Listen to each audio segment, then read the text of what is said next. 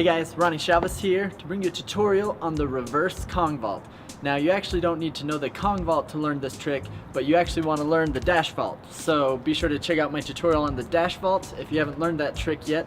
But otherwise, let's get started. So the reverse Kong is actually a simple move if you already know how to do the dash vault, because basically it's doing the dash vault where you jump and you bring your feet up in front of you slightly leaning back.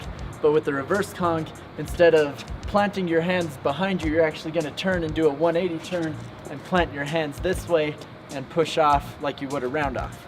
There's also two ways to jump into this trick.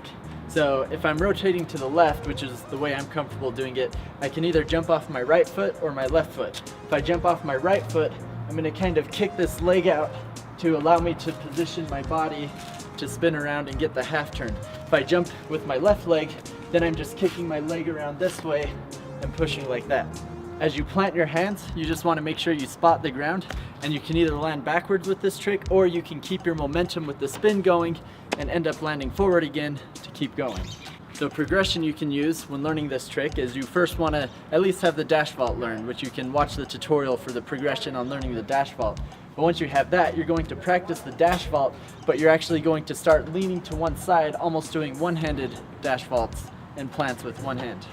So you just keep practicing that motion and practicing the turn, planting one hand first until you can turn enough to plant the other hand, and just keep working that until you're doing a full reverse Kong. Now make sure you're really getting your feet up on this trick, because if you're thinking too much about the spin, then it's easy to get distracted and forget to pick your feet up and clip your feet. So just make sure you're really throwing that dash vault like you normally would and rotating with that motion so that you're leaning back, and as you turn, you're already in this position to push away.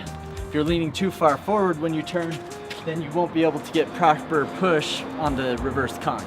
So if you're struggling to get the proper rotation on this trick, just make sure that when you're jumping up into the dash, you actually want to really shift, let your chest fall and shift with your torso to get that hand plant.